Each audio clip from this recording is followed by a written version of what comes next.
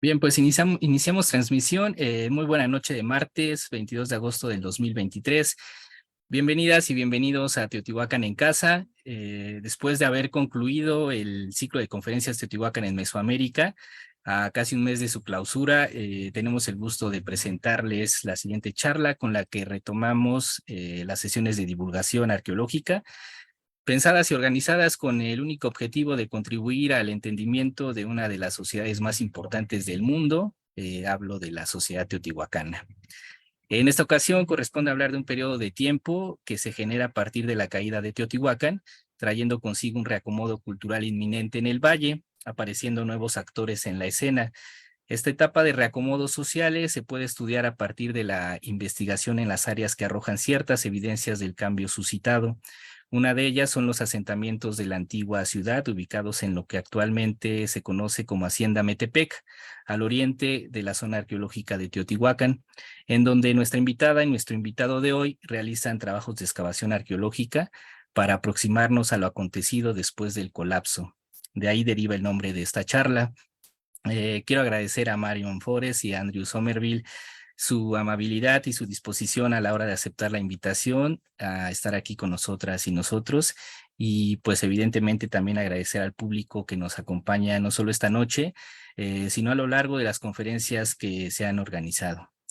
Bien, pues a continuación daré lectura a una breve semblanza de Marion y Andrew. Marion Forest es doctora en arqueología por la Universidad de la Sorbona, París, Francia, y actualmente es investigadora asociada postdoctoral en el Departamento de Antropología de la Universidad de Brigham Young y está afiliada al Centro Francés de Estudios Mexicanos y Centroamericanos, CEMCA. Desde 2008 se ha especializado en urbanismo antiguo y procesos de urbanización en el occidente y centro de México. Ha participado en múltiples proyectos enfocados en la organización espacial, mapeo y teledetección en distintas regiones de nuestro país. Al oeste, en las cuencas de Zacapu y Pátzcuaro, en el centro, Teotihuacán, y al norte, en Casas Grandes, así como en el suroeste de los Estados Unidos. También se desempeñó como becaria de la Fundación FICEN del 2016 al 2018, esto en la Universidad Estatal de Arizona, en donde trabajó con el doctor Michael Smith para ayudar a revisar la comprensión de los patrones residenciales y la demografía en Teotihuacán. Su última publicación analiza la integración de datos LiDAR en la investigación arqueológica, utilizando el caso de los asentamientos urbanos en el malpaís de Zacapú. Bienvenida, Marion. Eh, Ahora voy a dar lectura a la semblanza de Andrew Somerville. Es antropólogo biológico y arqueólogo. Recibió un doctorado en antropología por la Universidad de California en San Diego. Pasó un año en la Universidad Nacional Autónoma de México como investigador postdoctoral en el programa de colaboración científica entre la Universidad de California y México llamado UCMEXUS. Actualmente es profesor asistente de antropología en el Departamento de Idiomas y Culturas del Mundo en la Universidad Estatal de Iowa, donde dirige el laboratorio de paleoecología, contribuyendo como coordinador del programa de certificado de ciencias forenses. Su investigación se centra en las sociedades prehispánicas de México y explora patrones de cambio social a largo plazo en relación con las limitaciones y oportunidades que brindan las condiciones ambientales y climáticas. Sus estudios emplean múltiples métodos que incluyen análisis de isótopos estables y excavaciones de campo arqueológicas. Los proyectos en curso incluyen un estudio de los orígenes de la agricultura en el Valle de Tehuacán, Puebla, y el colapso de la antigua ciudad de Teotihuacán en el centro de México. Actualmente busca estudiantes de maestría motivados para proyectos sobre arqueología mesoamericana, bioarqueología, investigación de isótopos estables, paleoambiente y paleodieta. Bien, pues una vez concluidas las semblanzas, dándoles la bienvenida, abrimos los micrófonos para escuchar lo que esta noche comparten Marion y Andrew a la comunidad de Teotihuacán en casa. Comentar, pues como ustedes saben, que al final de su presentación abrimos la sesión de comentarios y preguntas. Así que, pues nuevamente, Andrew, Marion, bienvenido, y pues adelante, los escuchamos con atención. Bueno, muchas gracias. Déjame compartir mi pantalla.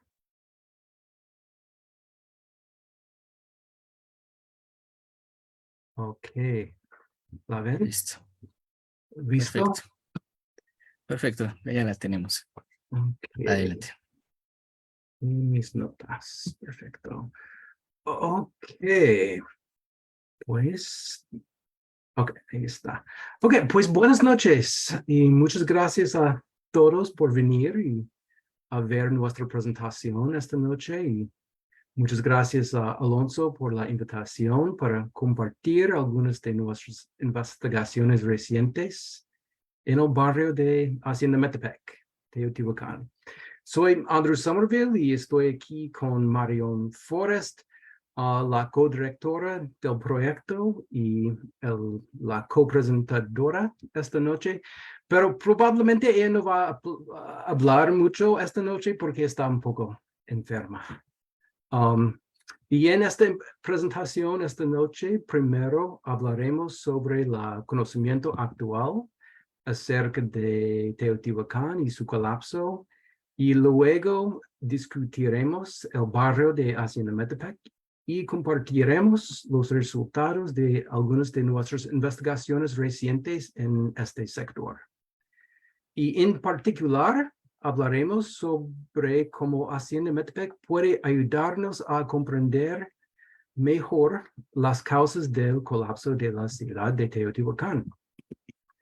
Y primero, ya sabemos mucho de Teotihuacán, todos de ustedes, estoy seguro. Pues es el sitio más visitado en México en hoy día. Es el sitio turístico más visitado y es un sitio patrimonio mundial de la UNESCO. Y desde aproximadamente el año 1 hasta 550 después de Cristo, fue un centro urbano de un gran sistema político estatal. En su apogeo, la ciudad tenía una población alrededor de 100,000 personas, lo cual ocurrió durante la fase Xolotl, más o menos 350 hasta 500 después de Cristo. Y a pesar de su poder y influencia, el estado político de Teotihuacán colapsó alrededor del año 550 después de Cristo. Como sabemos, gracias a las excelentes investigaciones de académicos como Laura Beramendi, Linda Manzanilla, Ana Soler, y en ese momento la población del núcleo urbano disminuyó drásticamente, posiblemente hasta 80%. Además, la influencia de Teotihuacán en regiones extranjeras desapareció después de esta fecha. Fue un colapso grande.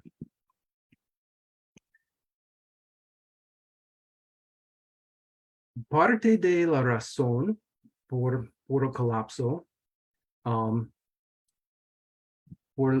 parte de la razón por la que sabemos que el centro de la ciudad fue incendiado, se debe a la investigación cartográfica de René Milón. En el centro, el colapso fue caracterizado por destrucciones de monumentos, destrucciones de esculturas, como ¿pueden ver mi flecha en la pantalla? Sí, ok, bueno.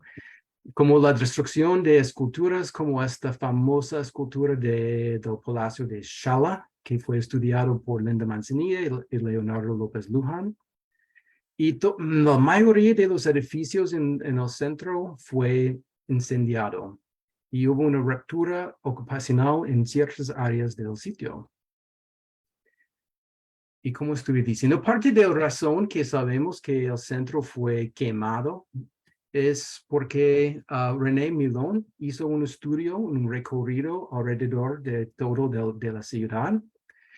Y encontró él que en el centro, la mayoría de los edificios en la calzada de los muertos, casi todos, 98% fue quemado o posible quemado. Pero al otro lado, los complejos residenciales en la ciudad, fuera del centro, solo 13% de los complejos residenciales fueron quemados. Entonces es una diferencia muy grande. El centro fue quemado, pero las casas afuera no tanto. Pero también tenemos ejemplos de templos urbanos alrededor de la ciudad y más o menos la mitad de los templos urbanos fue quemado o posible quemado. Y con esta información nos muestra que el incendio se concentró en el centro político de la ciudad. Hubo algo sobre el centro de la ciudad que fue el enfoque de la destrucción. Pero ¿qué causa el colapso? ¿Qué eran los factores involucrados en el colapso? Pues hay muchas razones, hipótesis que están afuera, que tenemos. Aunque, perdón, mi pantalla está, aquí está.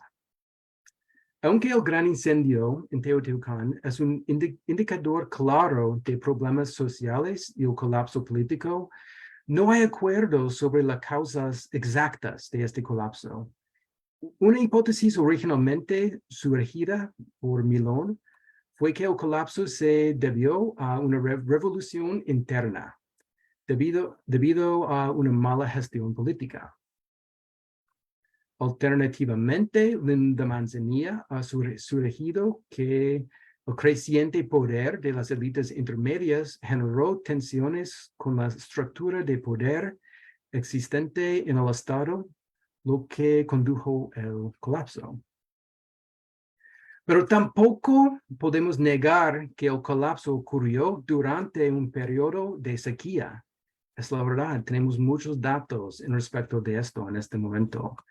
Y varios investigadores han señalado que esta correlación y han surgido que el cambio climático fue responsable por el colapso. Si no hay lluvia para 50 años, es muy difícil mantener un estado, ¿no? Una hipótesis adicional, respaldada por investigadores como Laura Solar y Peter Jiménez, se inspira en la teoría de los sistemas mundiales. En este escenario, el crecimiento de centros de poder secundarios, como Cantona o Xochicalco, por ejemplo, fue facilitado por la economía de Teotihuacán y eventualmente el crecimiento de estos centros secundarios llevó al declive de poder de Teotihuacán en el centro. Entonces es una explanación más sistémica, más como estructural. Y finalmente una explanación muy común para el colapso de Teotihuacán es la inmigración o tal vez invasión de pueblos extranjeros que llegaron desde el noroeste a Teotihuacán.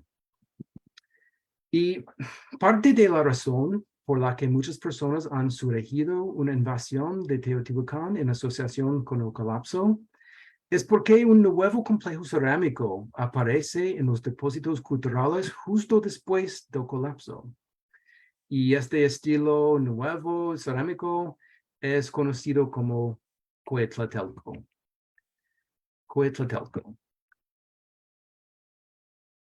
Y este nuevo complejo cerámico Coetlatelco se caracteriza por vasijas decorado con adornos rojos sobre bayo. Es como parece la cerámica, como pueden ver aquí en las fotos.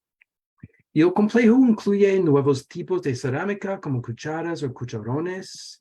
Al mismo tiempo, formas cerámicas antiguas como candeleros desaparecieron por completo. Además, los tipos de objetos rituales cambiaron. En la fase Coetlatelco empezamos a ver quemadores de incienso con asas en lugar de candeleros.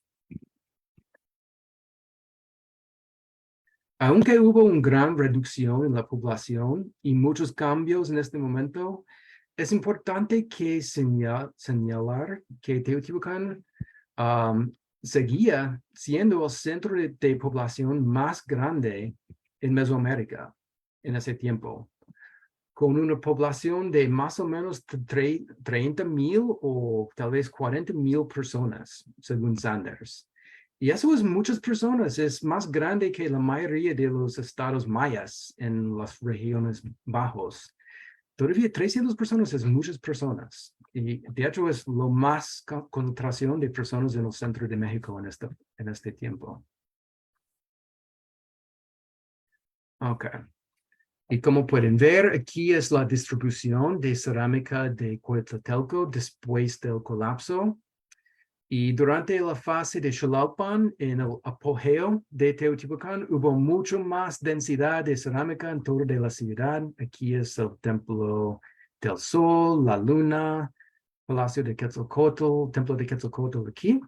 Y como pueden ver, hay cerámica de Coatzacoalcos en muchas partes, pero solo hay más o menos 6 concentraciones de población que estaban usando este tipo de cerámica después de colapso.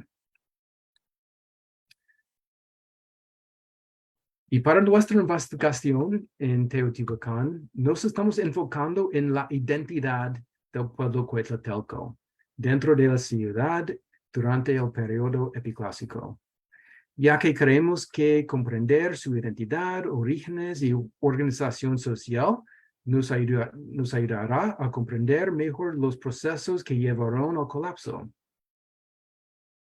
Algunas de las principales preguntas que queremos hacer sobre la ocupación Coatzacoalcos son: ¿hubo una interrupción en la ocupación entre el periodo clásico y la ocupación Coatzacoalcos?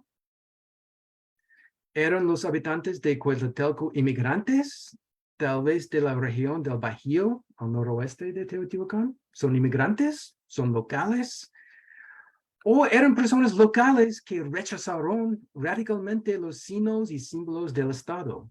Si están viviendo en la ciudad después del colapso y estaban las personas mismas que quemaron los templos, tal vez querían tal vez querían rechazar los símbolos del Estado y no quieren seguir usando los mismos cerámica, por ejemplo. Ok. Y para explorar estas preguntas o estas cosas, para responder a preguntas como estas, doctora Forrest y yo desarrollamos un proyecto nuevo, el proyecto Hacienda Metepec. Y es un proyecto arqueológico trinacional que incluye investigadores de los Estados Unidos, Francia y también de México. Y para abordar la identidad del pueblo Coatzacoalcos, los objetivos de este proyecto son: 1, determinar cómo cambió la vida cotidiana antes y después del colapso en este barrio. Y 2, identificar qué aspectos de la cultura material cambiaron con el tiempo y cuáles aspectos permanecieron iguales en Hacienda Metepec.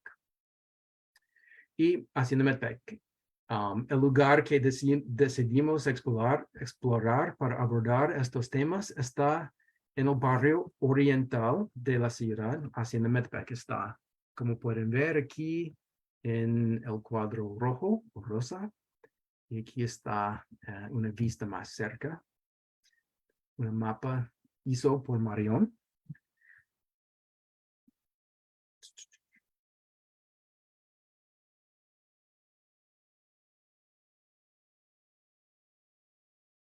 Ahí está.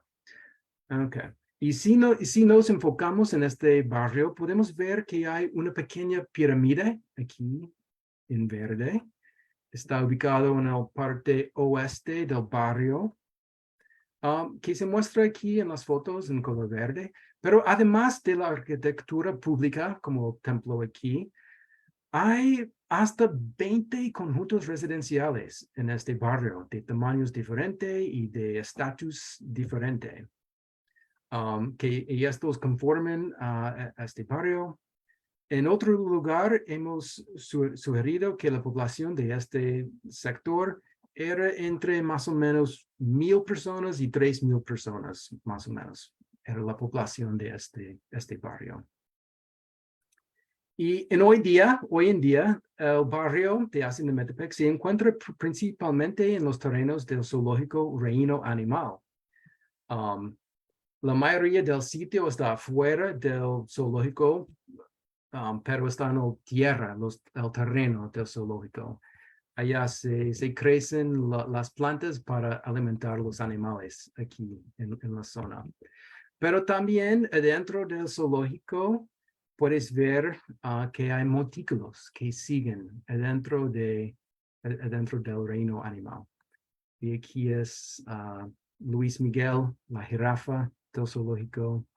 Y es padre para visitar porque hay cerámica en la superficie y montículos y claramente los animales están sobre parte de la ciudad antigua. Okay. El primer paso para nuestra investigación en el barrio de Hacienda Metepec fue recopilar información de estudios previos en la zona. El primer estudio sistemático en el barrio de Hacienda Metepec formó parte del proyecto de mapping de Teotihuacán por Milón en la década de los 60. Y este proyecto se centró en mapear la arquitectura en superficie y estudiar artefactos encontrados en la superficie. Documentaron la presencia de las múltiples estructuras mencionadas anteriormente y fueron los primeros en observar una alta densidad de cerámico tiltelco en esta zona, así como altas concentraciones de obsidiana.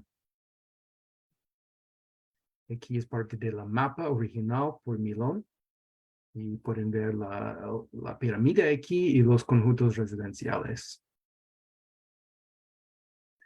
Y el segundo estudio importante previo en el barrio de Hacienda Metepec fue una excavación limitada dirigida por la doctora Evelyn Rattray.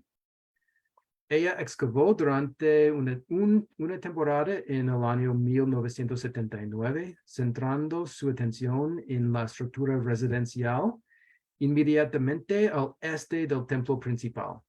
Como pueden ver aquí en rojo, aquí fue la excavación. Documentó Evelyn Rattray tanto una ocupación del periodo clásico como de la fase Coatzacoalco en la estructura. Y encontró un taller de obsidiana que data de la fase de ocupación Coatzacoalco también en el epiclásico. Aquí son unas fotos de las excavaciones originales. Otra foto en color. Es parte de maestría de Sue Scott en las 80s. Y la excavación de Rattray expuesto parte de un edificio aquí y parte del patio asociado. Como pueden ver, aquí es el pórtico con 2 columnas y parte de un cuarto adentro, pero la mayoría no está excavado. Y aquí en el patio y un poco en el pórtico era la ubicación del taller de obsidiana. Hubo mucho obsidiana aquí en esta parte de la excavación. De hecho, en total, ella encontró 275 kilos de obsidiana. Es mucho obsidiana. Y el 98% de la obsidiana estaba asociado con la ocupación Coatzacoalco. Todo es del epiclásico, pues la mayoría es del epiclásico. Y la mayoría de los objetos eran de color gris, probablemente provenientes de la fuente de Otumba. Y de hecho es la fuente de obsidiana más cercana al sitio.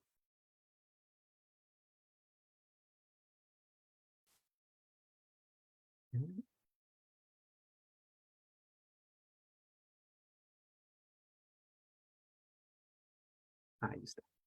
Ok, y desarrollando nuestro nuevo proyecto sobre el conocimiento de estos estudios previos, ya hemos completado 2 breves temporadas de campo. La investigación realizada en este tiempo incluye recorridos en superficie y subsuperficie, 6 unidades de excavación. También tenemos un análisis preliminar de los artefactos, especialmente la obsidiana y las figurillas también, y cerámica también. Ok. Pero primero voy a hablar un poco sobre el recorrido. Usamos muchas maneras de hacer el recorrido y el primer método en el recorrido fue el dron. Y para el estudio con drone, colaboramos con Luis Martínez y Francisco Correa del INA Zacatecas para crear imágenes de la arquitectura y la superficie del sitio. Y uno de los resultados emocionantes de este estudio fue darse cuenta de que el sitio está completamente en una plataforma elevada, una plataforma grande, lo cual es difícil de percibir desde la superficie misma. Es más fácil saber que es una plataforma desde el aire. Y como pueden ver aquí son imágenes del dron con las líneas de elevación, una imagen compositivo. Y aquí a la derecha pueden ver las líneas, las orillas de la plataforma grande. Aquí está también de la superficie. Y aquí está el templo principal. Y para obtener datos de elevación de alta resolución de la plataforma y del sitio en general, utilizamos una estación total para mapear la plataforma, el templo y las áreas circundantes inmediatas. Y nuevamente, con este método, la plataforma se vuelve aún más clara. Y este mapa digital de elevación fue construido por Marion. Gracias, Marion. Bellísima. Y podemos poner las estructuras sobre esta imagen. Y cuando agregamos la ubicación hipotética de la arquitectura de los datos de elevación, podemos ver que la mayoría de las posibles estructuras se encuentran en la plataforma, sobre la plataforma, pero no son visibles las paredes ni los contornos de los edificios. Entonces, aquí son los edificios que Milón sugirió, estaban en el barrio, pero no podemos ver muy claramente las orillas o bordes de cada estructura. Nada más tenemos una plataforma grande.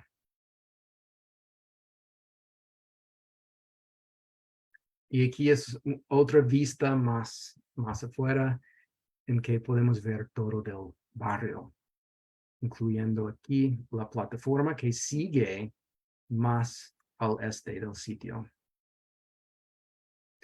Ok, también hicimos una exploración debajo de la superficie para buscar arquitectura enterrada y determinar dónde deberían estar nuestras investigaciones nuevas. Colaboramos con el doctor Luis Barro y su equipo del laboratorio de arqueometría en la UNAM. Usamos una GPR, Ground Penetrating Radar, y también un Magnetic Gradiometer. Y lo que producimos nosotros con ese equipo de Luis Barba es esta imagen aquí. Es un poco difícil saber lo que estamos viendo, pero aquí es una alineación grande aquí, probablemente una estructura aquí, otro aquí, y arriba, esta parte aquí encima, probablemente es la ubicación original de la excavación de Rattray. Aquí, probablemente es tierra como suelta o diferente. Como pueden ver más claramente, aquí tenemos una alineación, tal vez es una calle. Tenemos una estructura aquí, probablemente otra estructura aquí, y también aquí posiblemente es la estructura que excavó Rattray.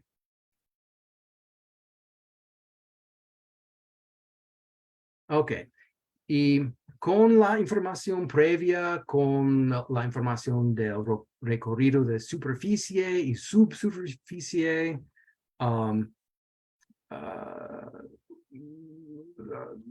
usamos esa información para determinar ubicaciones para excavar.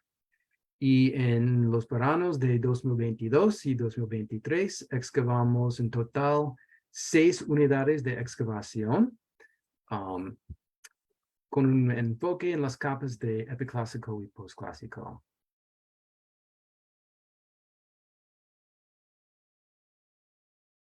Ok, voy a hablar rápidamente sobre 5 de estas excavaciones con unas fotos de lo que estamos encontrando. El primero pozo de sondio era pozo de sondio 2 o UT2, unidad de trabajo número 2. Está ubicado aquí al sur del templo. Para la unidad de excavación número 2, nos enfocamos en un área que ya había sido saqueada, con una pared del periodo clásico expuesta a los elementos. Aprovechamos este pozo y excavamos un contexto que tenía ocupaciones tanto del periodo epiclásico hasta el clásico. Y como pueden ver aquí, en esta foto hay pisos del clásico. Y una cosa que es muy interesante es sobre un piso probablemente clásico, hay una viga quemada y más carbón. Y todavía no tenemos fechas de radiocarbono, pero es posible que esto representa el techo que fue quemado y cayó sobre el piso clásico aquí. Es un contexto muy interesante. Y este año, este verano, ampliamos más esta unidad. Aquí fue la excavación original, pero ampliamos un poco más y encontramos tal vez una ocupación de Coatzacoalcos. No es muy bonito, no es como una estructura espectacular como en el centro, en el clásico. Probablemente es la razón que no muchas personas excavan contextos epiclásicos, pero sí tenemos un muro, hay otro muro aquí, y sobre esta parte es un piso muy erosionado, pero la mayoría de los materiales que tenemos de este contexto son de fase Coatzacoalcos. Y también es posible que hay un basurero aquí en esta esquina. Y por eso vamos a regresar a este contexto el año próximo para ampliar más y excavar más. Aquí está el perfil. El segundo pozo de sondio que excavamos originalmente en 2022 era UT3. También es al sur de la pirámide. El pozo de sondio encontró una estructura muy interesante. Es una estructura aquí, es como más o menos circular y estaba completamente llena de cerámica y llena. Y incluyendo vasijas completas. En total tenemos, creo que eran 6 ollas completas o ánforas completas y todos son de fase azteca. Todos son del postclásico. Entonces tal vez era una bodega o parte de la cocina o algo así. Y esta temporada, este verano, cuando ampliamos este pozo de sondio, aquí está la parte original, encontramos una estructura muy interesante. Hay un piso bien preparado, es muy duro. Tomamos muestras para analizar y fue muy difícil para quitar parte de este piso. Es muy buen hecho. También hay muros.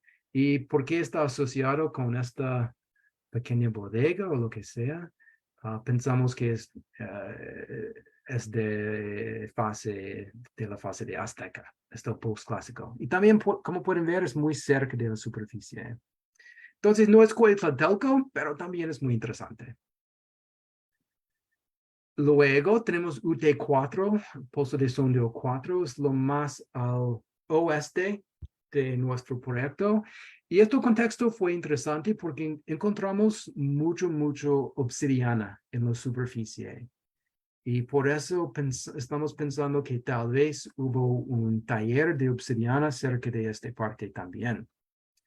No encontramos un taller, pero sí encontramos mucho obsidiana en las capas de este contexto. Pero también encontramos un muro, pues de hecho dos muros. Uno aquí con la orientación norte al sur, básicamente igual, la misma orientación de Teotihuacán. Aquí también se puede ver. Y este verano, cuando ampliamos más aquí fue el pozo original, cuando ampliamos más esta unidad, encontramos una estructura con una forma rectangular, pero muy simétrico, más o menos buen hecho, pero es muy enigmático. No hay una puerta y no hubo casi nada adentro. Hubo un fragmento de un piso aquí, pero eso fue la única cosa. Y hasta este momento no sabemos mucho de la función o lo que es esta estructura, pero tal vez en temporadas futuras sabemos más.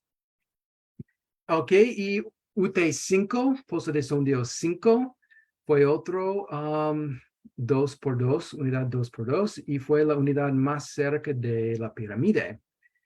Y no encontramos cosas muy claras aquí. Hay evidencia de arquitectura colapsado posible, hay un piso, hay muchos materiales de aquí, pero no hubo nada muy claro y por eso no excavamos este contexto más este verano. Tal vez más en el futuro, pero por el momento no tanto. Ok. Y con todas esas excavaciones encontramos muchos materiales, especialmente obsidiana. La clase de artefactos más numerosos descubierta en nuestras excavaciones fue la obsidiana. Hasta la fecha hemos recuperado más que 100,000 piezas de obsidiana. En 2022 encontramos casi 30 kilos de obsidiana, pero excavamos mucho más esta temporada. Y sí, tenemos mucho. Y los estudios sobre estos objetos están en curso. Un estudio inicial de las herramientas de obsidiana realizado por mi estudiante de maestría, Serena Webster, para su tesis. Nos proporciona información relevante sobre cómo podría haber cambiado el uso de este material a lo largo del tiempo. Unos ejemplos de objetos que encontramos. Y lo que encontró Serena es que la mayoría de las lascas prismáticas son verdes. Todas las navajas son de la obsidiana verde. Y la mayoría de las puntas bifaciales son gris. Entonces hay un diferencia muy distinto en los tipos de artefactos. Y una pregunta interesante es que ¿este patrón representa un cambio a lo largo del tiempo o es nada más una preferencia para tipos de herramientas? Dado que... Sí. Y también como parte de su tesis de maestría, Serena analizó el obsidiana con XRF. Utilizamos un instrumento de fluorescencia de rayos X, XRF, para caracterizar las concentraciones elementales de los artefactos de obsidiana. Para hacer esto, Serena y yo viajamos al laboratorio del reactor en Missouri, se llama MUR, el laboratorio de Missouri Reactor, para analizar su colección de obsidiana comparativa a través del centro de México. Y hacemos una base de datos así, con todas las fuentes más importantes para Teotihuacán. Y luego con esta información como base, analizamos las herramientas de Hacienda Metepec y pusimos esos datos sobre estos datos, así. Y como pueden ver, las cruces o los X son cada artefacto de Hacienda Metepec. Y en total, Serena analizó, ¿dónde puse el número? No sé, pero es como 378 artefactos que analizamos con este instrumento y lo que encontramos es que la mayoría eran de Otumba, la fuente más cerca del sitio y es una fuente de obsidiana gris. Y el fuente más frecuente era Pachuca, la Sierra de las Navajas. Aquí parece que solo tenemos como 2 o 3, pero en realidad hay 84 X o cruces aquí, pero es porque los datos son tan buenos, todos son sobre los otros. Pero también tenemos un ejemplo de Zaragoza, el fuente más cerca del sitio de Cantona, 2 de Paredón, un que no sabemos. Pero la cosa más interesante sobre la obsidiana es que tenemos 11 artefactos de un fuente nuevo para Teotihuacán. El fuente se llama Malpaís. Está en Hidalgo, está muy cerca de Otumba, pero es más al este de Otumba. Y aquí con los químicos podemos identificar este fuente nuevo para Teotihuacán. Ok, figurías. A continuación, para determinar de dónde provienen los artefactos, perdón, nuestras investigaciones y las excavaciones de Evlanrate en el barrio han encontrado cientos de figurillas y fragmentos de figurillas. Desafortunadamente, los contextos arqueológicos son en su mayoría mezclados. La mayoría de las capas están mezclados con materiales y por lo que nuestro estudio de estos objetos se basa principalmente en sus estilos y en los cambios estilísticos conocidos en Mesoamérica de manera más general. Tanto las figurillas del periodo clásico como las del estilo Coatzacoalco están presentes en la colección. Tenemos figurillas del clásico hasta postclásico. En general, estos estilos son muy diferentes. El clásico es muy diferente que el epiclásico. Ya sabemos eso de estudios previos. Lo que sugiere una ruptura cultural completa. O pues probablemente no completa. Sin embargo, algunos elementos persisten, como el énfasis en los tocados que tienen, y también en una presencia de un flor de 4 pétalos. No tengo un ejemplo aquí. Déjenme. Como este ejemplo aquí. Como pueden ver, hay un flor aquí en el tocado. Ok. Entonces, todavía estamos estudiando las figurillas. Tenemos estudiante haciendo su maestría en Francia. Sirian está estudiando las figurillas en este momento y ojalá que pronto vamos a tener más información y datos sobre esta clase de artefactos muy interesante. Y finalmente, las cerámicas. La otra clase de artefactos muy importante en nuestros estudios, por supuesto, es la cerámica. Los estudios de cerámica están actualmente en curso y están siendo liderados por Claudia López con la ayuda de Edith Domínguez. Y los futuros estudios petrográficos se realizarán con la ayuda de Destiny Greider. Y un análisis inicial sobre la cerámica de 2022 en los pozos de Sondio. Encontramos más o menos 9,000 restos en los pozos de Sondio. Y ya Claudia y Edith analizó esta muestra y lo que encontraron ellas es que tenemos, sí, cerámica del clásico hasta de hecho, hasta el colonial, porque tenemos esa hacienda muy cerca. No es una sorpresa que tenemos cerámica colonial, pero lo que es interesante es que la mayoría de la cerámica que tenemos es de fase epiclásico, particularmente cerámica de Coatzacoalco. Y eso confirma lo que podemos ver de la superficie, es que hubo una ocupación muy grande aquí en este barrio de estas personas de Coatzacoalco. Pero sí estamos en proceso de estudiar más la cerámica y también como las figurillas. Ojalá que tenemos más datos para compartir con ustedes pronto. Pero por el momento, sí, tenemos mucho de Quetzaltélco, incluyendo los objetos nuevos de cerámica de este complejo, como los cucharas o cucharones y también sahumadores. Hemos encontrado ejemplos de los dos de ese tipo de cerámicas. Ok, bien.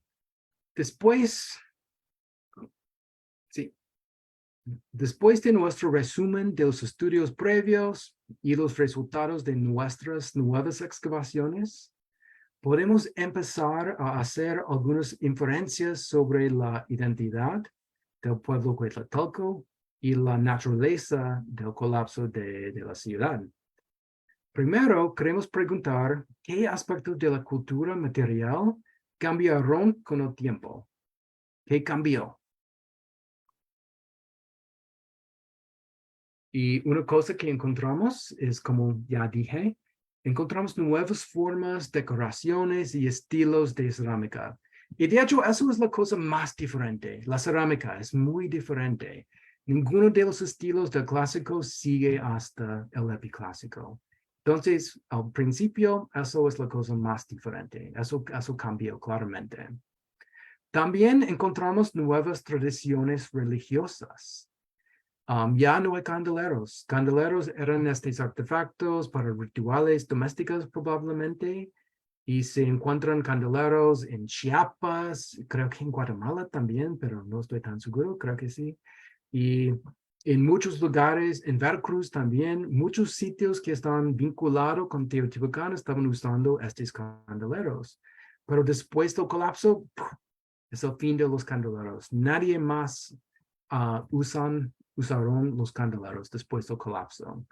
También en el centro de la ciudad, después del colapso, no hubo más construcciones monumentales en la ciudad. No hay más pirámides. También tenemos diferencias en los tipos de objetos de obsidiana utilizados. Durante el clásico, durante el clásico, la mayoría de los artefactos de cerámica, obsidiana, eran las lascas de prismáticas, pero después del colapso, estamos viendo que la mayoría de los objetos de obsidiana son puntos bifaciales, probablemente para lanzas. Entonces, es algo diferente. También hubo cambios significativos en los estilos de las figurillas, como mencioné. Aunque hay evidencia de continuidad de motivos en algunos casos, como los flores y los tocados, hay unas cosas que no cambió, pero hay otros cambios muy grandes. Entonces, la otra cuestión, la otra pregunta muy importante es ¿qué permaneció igual? ¿Qué no cambió después del colapso en la Hacienda Metepec? Pues el área siguió siendo un lugar importante para la producción de obsidiana. Durante el clásico se encontró mucha evidencia de talleres de obsidiana en la región muy cerca de Hacienda Metepec. Y después del colapso en el epiclásico, también lo que estamos nosotros encontrando y también lo que encontró Rattray es que hubo un énfasis grande en obsidiana todavía en el epiclásico en el barrio de Hacienda Metepec. Es como el enfoque de la economía, de la producción, es algo que no cambió. Sus trabajos no cambió. Y eso es muy interesante. Hay continuidad desde el periodo clásico. También hay algunas similitudes en las figurillas, como mencioné ya 2 veces. Hay flores en los tocados y también las figurillas tienen tocados. Es algo que no cambió. Pero la lista de cambios, al final, probablemente es más grande que la lista de cosas que no cambió. Actualmente, el peso de la evidencia sugiere, tengo muchos problemas con esa palabra, sugiere una gran afluencia de nuevas personas, nuevas ideas y nuevas tradiciones en Teotihuacán.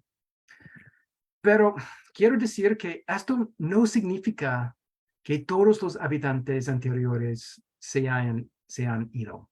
No necesariamente indica que este representa un grupo grande nuevo que llegaron. La realidad probablemente fue más compleja. El complejo Coatzacoalco podría haber integrado diversos grupos de personas durante un periodo de crisis social caracterizado por más migración, más movilidad, más movimiento. Y tal vez Coatzacoalco fue una cultura nueva que fue creado por la mezcla de otros grupos participando en una cultura nueva que indica que, oye, no estamos enemigos, estamos haciendo las mismas cosas. Y eso sería importante en un mundo nuevo, con un clima diferente, con un sistema mundial diferente y con redes sociales muy diferentes. Probablemente o tal vez el Coatzacoalco fue algo que creció de un contexto más o menos así. Pero todavía tenemos mucho trabajo para hacer en este barrio. Estamos en el inicio del proyecto y tal vez cuando tenemos más información regresaremos para compartir más con todos de ustedes. Pero por el momento queremos decir gracias a muchas personas. No tenemos tiempo para decir los nombres de todo, pero gracias a esta lista, gracias a ustedes para ver la presentación y muchas gracias a Alonso por la invitación. Yeah.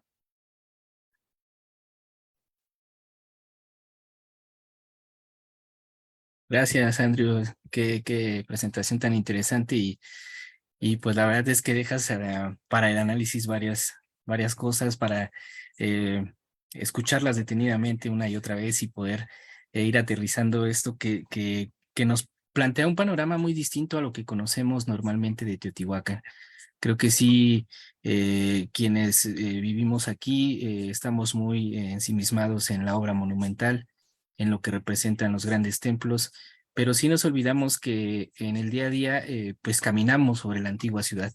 Las personas que vivimos en las comunidades del valle estamos caminando sobre la antigua ciudad y creo que estos trabajos que tú presentas, tú y Marion presentan, pues permiten como darle ese valor al lugar que habitamos, ¿no? Permiten dimensionar la importancia del territorio en el que nos encontramos y al mismo tiempo involucrarnos en el cuidado de él, porque pues indudablemente este tipo de información que compartes pues nos emociona y nos pone a pensar qué hay más allá de la zona arqueológica, ¿no? Y qué hay más allá del colapso teotihuacano. Entonces creo que pues muy agradecido por esta presentación y creo que muchas personas de las que están escuchando el día de hoy pues coinciden con esto que comento. No sé, Marion, si quisieras hacer algún comentario breve, sabemos que te encuentras un poco mal de tu garganta, pero si quieres comentar algo o esperas a las preguntas o comentarios que propiamente surjan del público, como tú nos digas. Perdón, sí, hablo con dificultad. No, creo que Andrew hizo una muy buena presentación general, un poco de A a Z, ¿no? Del proyecto y de lo que estamos, haciendo. Y también que estamos en el inicio, ¿no? Que falta todavía muchos datos, en particular el dato del laboratorio, ¿no? Para ya construir un poco mejor nuestras hipótesis y resultados un poco más fuertemente, ¿no? Pero pues con mucho gusto, creo que si hay preguntas, es una buena forma de tomar otras avenidas, ¿no? Sobre este contenido. De acuerdo. Pues abrimos la ronda de comentarios y preguntas. Si quieren, iniciamos aquí en Zoom. Si alguien de los que están aquí presentes quisiera hacer alguna pregunta, pues es el momento. Pueden encender su micrófono y escuchamos al doctor Octavio Torres Cházaro. Doctor, bienvenido y pues adelante lo escuchamos con su pregunta y comentario. Hola, mi pregunta va respecto a la identificación del término Coyotlatelco. hay algunos autores que mencionan que debería distinguirse que el término Coyotlatelco no necesariamente se está refiriendo a un pueblo o un conjunto de pueblos, sino a un estilo cerámico que aparece por razones diversas. Y yo lo que veo en esta presentación es que adoptan una posición diferente. Coyotlatelco se está refiriendo y se refieren ustedes casi como si estuviésemos hablando de un pueblo que vino de algún lado, más que referirse exclusivamente a un estilo y a una manera de producir cerámica. Entonces, creo que ahí adoptan ustedes una posición, si no estoy equivocado en lo que percibo.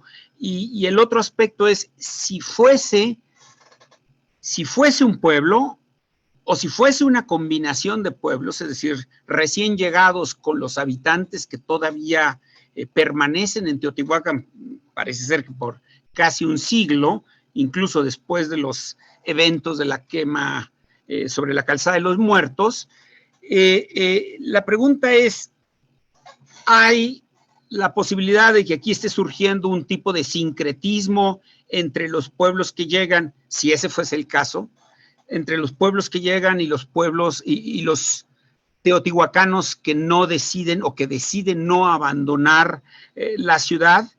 Y la tercera parte de mi pregunta es, a mí lo que me parece más llamativo de esta cerámica Coyotlatelco, sin tomar ninguna posición al respecto de si es un pueblo o si es nada más un estilo, lo que me parece más impresionante es la carencia de alusión a los dioses que poblaron y que se manifestaban en todas las formas de cerámica del clásico. Y quisiera oír su posicionamiento referente a estos tres tópicos. Muchísimas gracias por su presentación. Gracias. Mariam, ¿quieres hablar? Sí, bueno, puedo contestar a los dos primeros puntos, pero usted tiene que tal vez reformular el tercer punto, no estoy segura de entender muy bien. La primera parte, la verdad, muchas gracias, porque sí es un aspecto muy importante.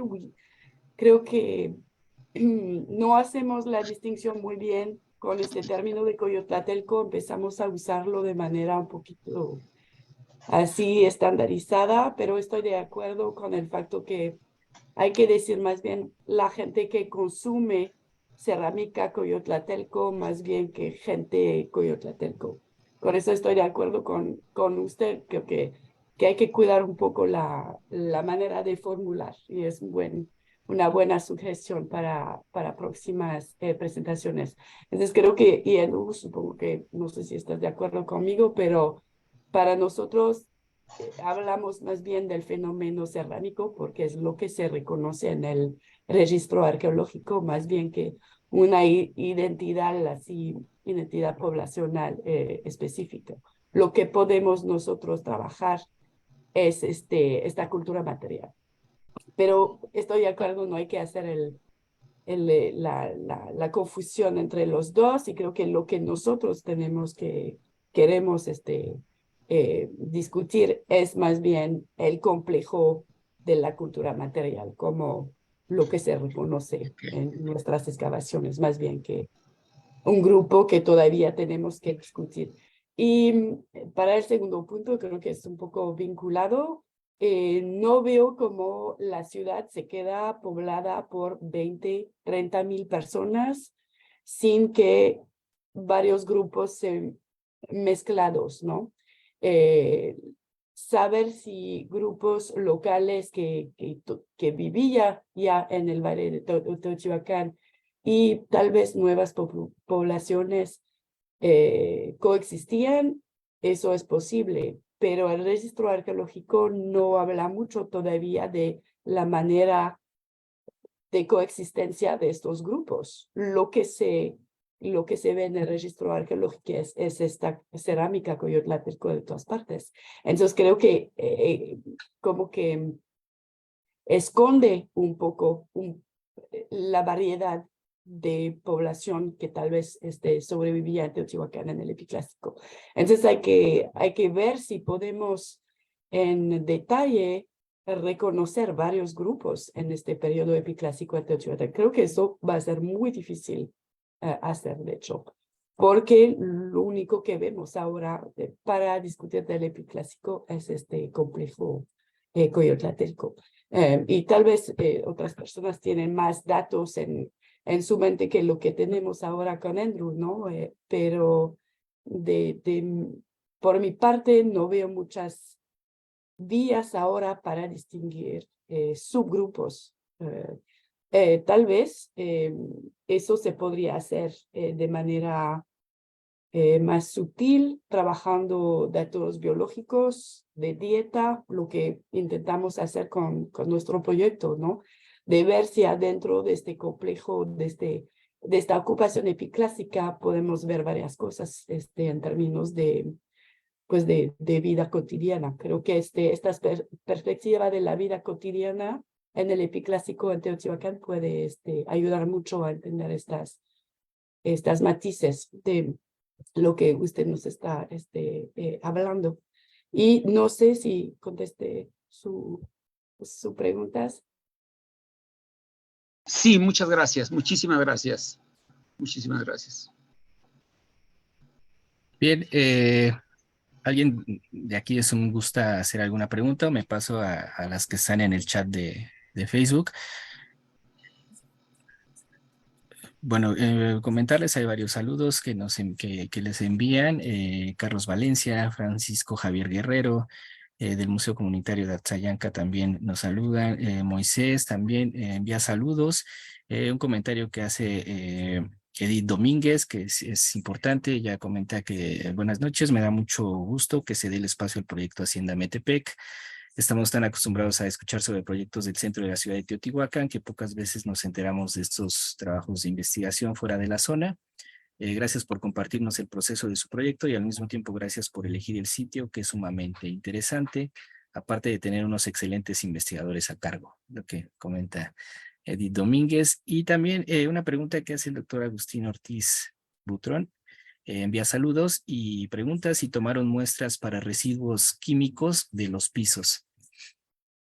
Sí, sí tenemos, Agustín, sí tenemos muestras para ti. Te la mandamos, ahorita te las mandamos. Sí, cada piso, tenemos muestras de cada piso. Bien, otra pregunta que hace Francisco Javier, que voy a darle lectura, él hace la pregunta, incluso incluye también pregunta para Andrew y para Marion, dice Peter, y para Peter incluso también lo menciona, que está aquí acompañándonos, Peter Jiménez, dice, he estado estudiando Xochicalco durante los últimos 5 o 6 años, dado que Xochicalco también pertenece al periodo posterior al colapso de Teotihuacán. Pregunta, ¿existen conexiones con lo que han descubierto en Metepec? No recuerdo si se encontraron cerámicas Coyotlateco en Xochicalco. Y siempre me ha desconcertado la casi inexistente presencia de restos humanos o evidencias de sacrificios humanos en Xochicalco. Tampoco vemos ninguna evidencia de que Xochicalco haya conquistado el área inmediata de Morelos Metepec en otros pueblos. ¿Alguna idea o teoría? Es lo que pregunta Francisco Javier Guerrero. Bueno, no tenemos datos de lo que salieron de lo que salió de las excavaciones.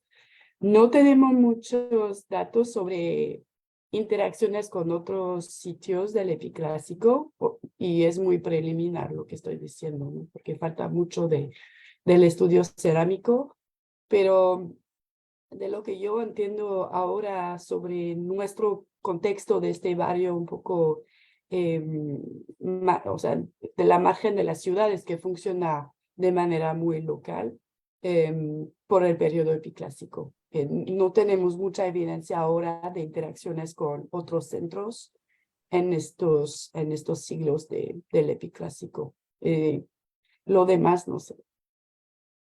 Sí, un comentario de esto. Sí, es la verdad que no tenemos mucha evidencia de intercambio largo, pero el taller de obsidiana epiclásico que tenemos en Hacienda Metepec estaba especializando en la producción de puntos bifaciales, se llama San Marcos tipo, y han encontrado el mismo tipo de puntos en Xochicalco. No es evidencia directa de intercambio, pero hay algo que está compartiendo ellos.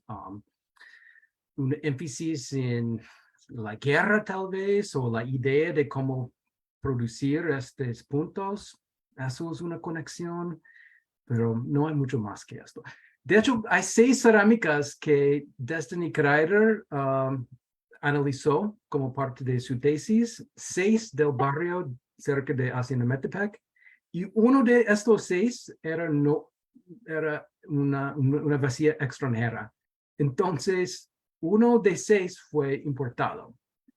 Entonces, no sabemos de dónde, pero hay unas evidencias de intercambio afuera del valle. Peter. Si nos vamos a la red, a la distribución de obsidiana que nos muestran de su trabajo, Xochicalco tiene una preferencia muy fuerte de cerámica, de obsidiana de Ucareo Sinapecuaro, en epiclásico. De hecho, probablemente es el sitio principal que le está aventando todo eso para el mundo maya, que va a estar saturado en obsidiana de esa fuente michoacana. Mientras que ustedes están mostrando una continuidad en el uso de Otumba, Pachuca, y eso me llama la atención porque ahí sí la economía local sigue siendo muy fuerte, hay una continuidad ahí y no vemos un cambio radical en la estructura de distribución de obsidianas. Entonces, en ese aspecto sí se ve que como que Xochicalco está vinculándose en una relación diferente con Occidente y a su vez con más al sur todavía, mientras que lo que veo de simplemente con la obsidiana están todavía en su propio mundo todavía en esa época, ¿no? ¿Sí? Y, o sea, hay una cosa que me llama mucha atención, ese diapositivo que pusiste al principio, excelente, de las causas del colapso que pusiste, Milon y todos. El vecino tuyo de Wisconsin, Sarah Clayton, que está trabajando con Coatzacoalco a su vez, ella en sus últimos 3, 4 años está viendo que Coatzacoalco no representa un cambio de gente masivo llegando, sino un reacomodo. Y pregunto si no estás viendo algo semejante a lo que ella está viendo, ¿no? ¿Sí? Y es interesante porque de tu lista de las 5 cosas que pusiste causas, tumbamos del último que inmigración del norte, que ella no lo está viendo, pero entonces cambio sistémico, sequía, debilitamiento del sistema, aumento de poder de revolución, podemos intercalarlos. Si hay un cambio climático, eso va a poner estrés, entonces Teotihuacán necesita expandirse con sus áreas vecinas para asegurar alimentarse y están generando entonces roces con sus vecinos semiperiféricos y a lo mejor las redes no aguantan y entonces hay broncas de facciones internas que generan un pleito interno y entre los élites del linda, los intermediarios y ahora sí el Estado. Entonces podemos hasta conjuntar un escenario en el cual todos los distintos causas que pusiste se pueden mezclar en un solo fenómeno que va a tomar muy poco tiempo o mucho tiempo. Es difícil porque ustedes están estudiando una cosa sumamente difícil que son colapsos. Colapsos son dificilísimos. Es fácil entender apogeos, pero colapsos son lo más difícil. Es Sherlock Holmes buscando el dato más pequeño para entender el escenario. Entonces, el trabajo realmente de detective en Teotihuacán es lo que ustedes están haciendo. Y es complicadísimo. Y hay cosas simplemente con los suelos para ver si hay cambios de polínico entre qué grados de sequía, es paulatino, es un golpe. O sea, hay muchas cosas que ustedes van a empezar a ahora sí poder ver con lupa, como están haciendo para ver esa secuencia de cómo está cayendo el castillo de naipes, ¿no? Eso es sumamente importante, interesante.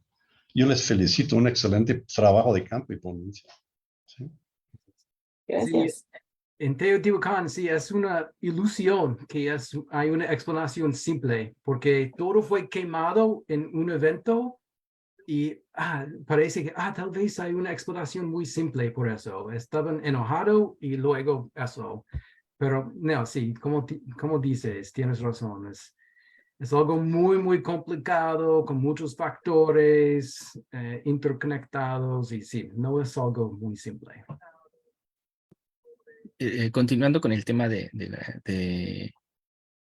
las preguntas que tenemos aquí en el chat, Ricardo Leonel, él dice, en todos los sitios del centro de México estudiados para este momento, en donde se han hecho estudios de procedencia de obsidiana, Xingu, Azcapotzalco, Valle de Toluca, Xochicalco, Cerro Portezuelo, Chicolhuapan, etcétera, se han encontrado proporciones importantes de obsidiana de Ucareo, Michoacán. Ucareo.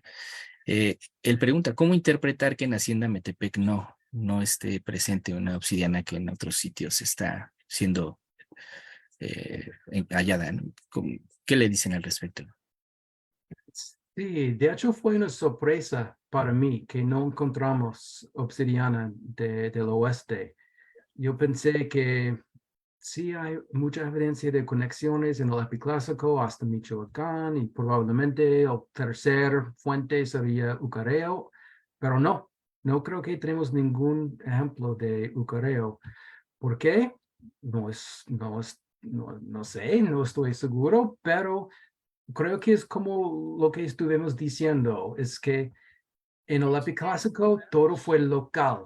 La obsidiana fue puedes caminar hasta Utumba y regresar en un día. Y por eso creo que es porque todo fue local. No estaban viajando muy lejos para conseguir recursos. Todo el énfasis fue cerca del sitio. Es interesante esa parte. Pero seguramente sí, como comenta, ¿no? Las redes se fueron debilitando indudablemente, ¿no? Ya no había como esta posibilidad de ampliarlas y sí ocupan los recursos más cercanos, ¿no? Más accesibles. Y comenta Ricardo Leonel, ¿es diferente la tecnología de fabricación de bifaciales comparando lo encontrado en Hacienda Metepec y lo documentado en los talleres de bifaciales excavados por David Carballo cerca de la pirámide de la Luna? Pues es una buena pregunta, pero tengo que confesar que no sé. Sí, claro, y pues es parte del trabajo de investigación y no siempre se tienen las respuestas a todas las preguntas, entonces pues así es.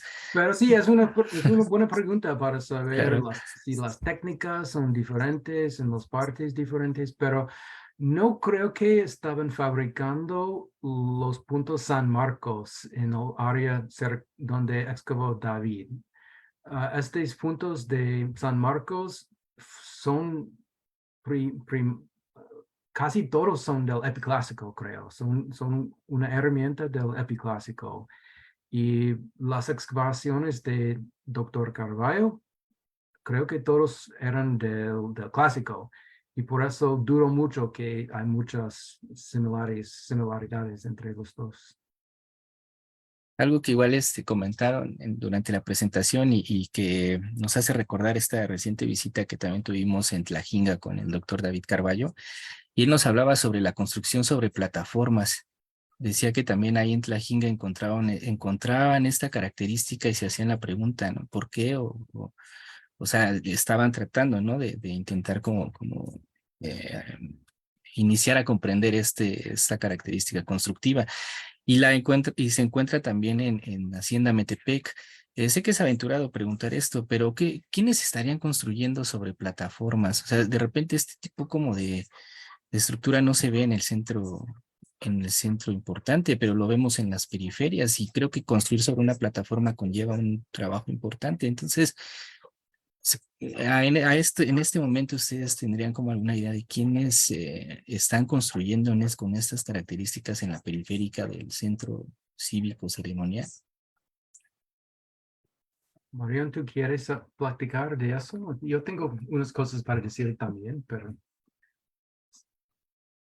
Bueno, primero todavía tenemos que identificar bien qué tipo de plataforma tenemos en Hacienda Metepec, porque tenemos dos escenarios aquí, una plataforma que fue proyectada, o sea, planeada, o sea, construyeron una plataforma y sobre la plataforma construyeron una pirámide y otros tipos de edificios en el periodo clásico.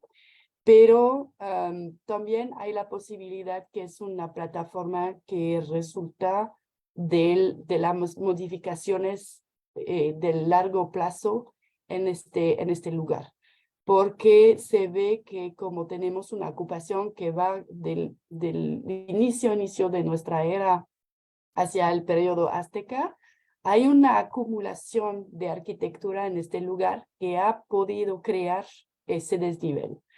Tal vez fue arreglado, fue con los edificios, los complejos rectangulares, pero hay también la posibilidad que la plataforma es más un resultado que la introducción, ¿no? que el primer paso en la construcción de este barrio. Entonces creo que tenemos dos mecanismos muy diferentes aquí, con conclusiones muy diferentes. Si es una plataforma así edificada desde el inicio, tenemos una acción de planificación de este barrio que requiere mucha centralización y un grupo que maneja la construcción de este edificio bastante amplio, lo que tiene pues sus propios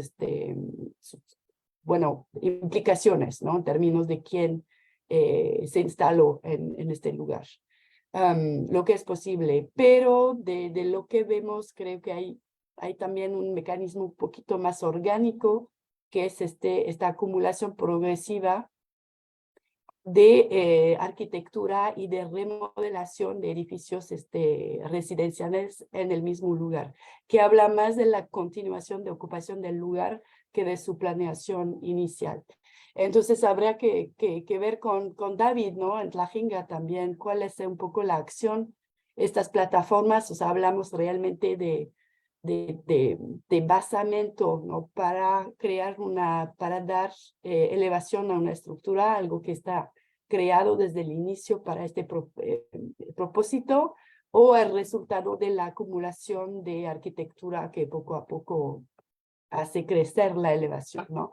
Entonces creo que eso de las plataformas en la periferia es muy importante y muy nuevo, creo, de discutir, ¿no? Es un rasgo arquitectónico muy poco visto en Teotihuacán, y creo que estos nuevos datos de la periferia nos van a dar nuevas ideas un poco sobre cómo la gente se instaló y vivió a largo plazo en esta periferia, ¿no? Con a veces ciertamente medios humanos y recursos importantes, ¿no? Para llegar a este resultado. Entonces no creo que tenemos todavía una respuesta muy clara. Empezamos a trabajar la configuración de la plataforma en un sondeo este año, pero sin muchos datos. Entonces es algo que yo quiero absolutamente perseguir, realmente entender cómo esta plataforma está construida. Sí está construida realmente. Sí, Bien. estoy completamente de acuerdo con Marion. Y no sabemos, pero a mí yo sospecho que es la segunda opción que nos dijo Marion, que fue el resultado, porque hubo más de 1,000 personas viviendo allá para 1,500 años, como viviendo sobre los restos de otras generaciones, y después de 1,600, 500 años, fue construido sin intenciones directas, pero fue el resultado de una ocupación muy larga. Como en los sitios del mundo viejo, como en Irak, hay teles como sitios en sus propios montículos, porque es nada más el resultado de generaciones y generaciones de gente viviendo en el mismo lugar. Pero al final todavía no sabemos. Muchas gracias. Y pues ahí está también la continuidad de la investigación en las áreas periféricas para poder ir ampliando la información. Y pues muchas gracias por la respuesta. Y pues algunos saludos que envían en el chat también. Tenemos a Are Juárez, dice muchas felicidades por esta investigación. Bertrand, felicidades a todos los integrantes del proyecto. Centeotl Mendoza, también gracias por tan excelente conferencia. Y bueno, pues agradecerle también nuevamente a las personas que nos están acompañando en la transmisión.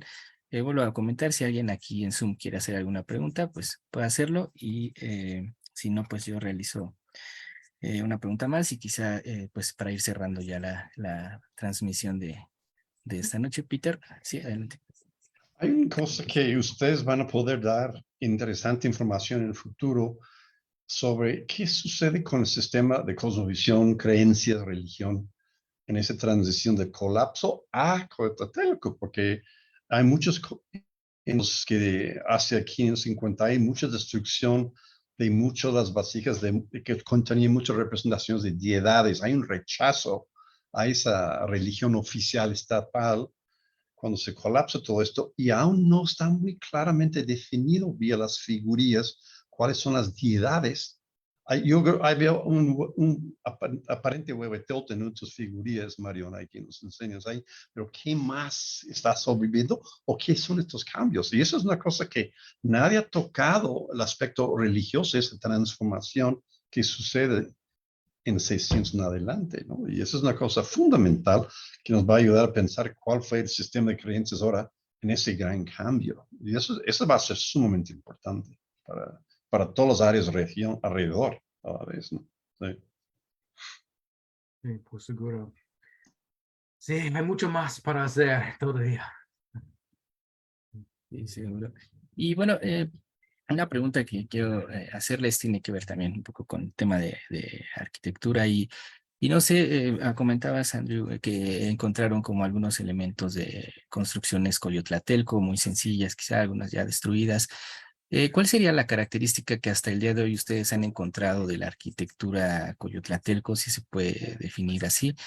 Y si ha sido posible ubicarla o rastrearla en algún otro punto para poder de alguna forma acercarse o aproximarse al origen de esta arquitectura previa al epiclásico en Teotihuacán. ¿Hay manera de ubicar el estilo arquitectónico que los Coyotlatelco desarrollan, a pesar de que sea sencillo o que no sea tan monumental?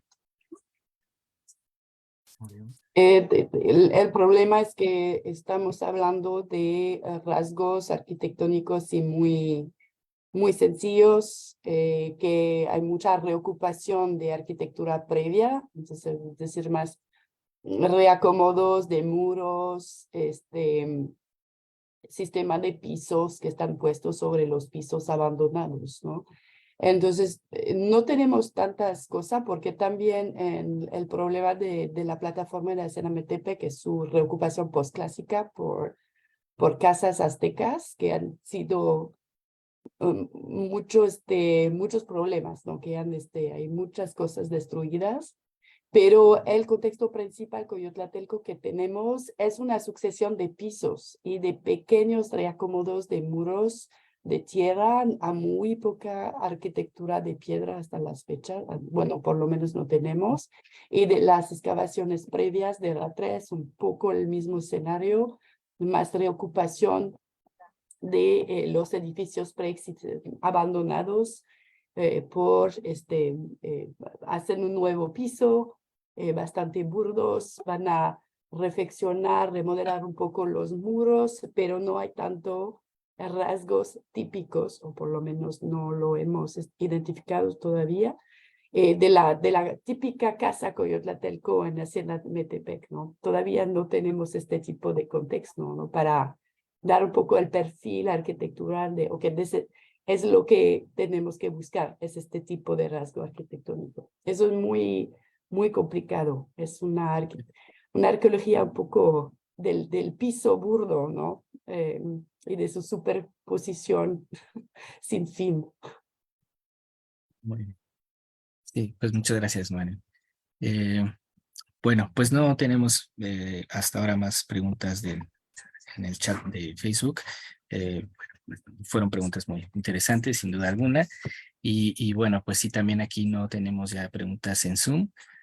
o comentarios, pues yo creo que estaríamos cerrando la presentación para que pues también Andrew y Marion pues ya descansen de la sesión de esta noche que amablemente compartieron aquí en Teotihuacán en casa, y pues esperando que próximamente podamos tener la oportunidad de hablar nuevamente con ustedes y pues conocer los avances que tengan en sus próximas visitas a Hacienda Metepec, que pues es como un lugar que de repente caminamos, bueno, pasamos por ahí, aquí quienes habitamos el valle, y como decía al cierre de bueno, cuando concluye su presentación, pues la cotidianidad a veces nos hace olvidar un poco sobre dónde estamos caminando, ¿no? Y qué hay, qué representa el lugar en donde estamos. Entonces, estos trabajos nos ayudan mucho, y pues gracias de verdad por compartirlos aquí en este espacio.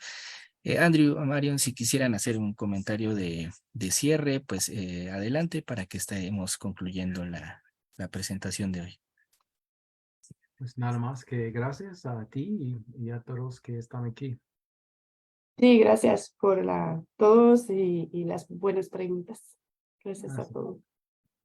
Pues sí, creo que ha sido un tema bastante bueno, y de aquí a seguir investigando más sobre el tema de los coyotlatelcos que está ahí latente. Y bueno, pues ya nada más antes de concluir, me gustaría hacer el siguiente anuncio. El día de mañana pues da comienzo el homenaje al profe Rubén Cabrera Castro, aquí en el Centro de Estudios Teotihuacanos. Va a iniciar a las 10 de la mañana, y para quienes no pueden acudir directamente, estaremos llevando a cabo una transmisión en Facebook Live, y pueden pues ingresar a la página de Teotihuacán en Casa, y ahí vamos a estar transmitiendo, esperando superar toda adversidad técnica que suele pasar en estas presentaciones a veces. Entonces, pues la invitación para que se conecten a la página a las 10 de la mañana y puedan formar parte del homenaje al profe Rubén Cabrera Castro. Bueno, sin más, pues nuevamente desearles una excelente noche, y pues estén pendientes de la próxima sesión que tenemos programada para el mes de abril, para el mes de septiembre, y es un tema bastante interesante también. Bueno, pues que descansen y hasta pronto. Gracias. Adiós.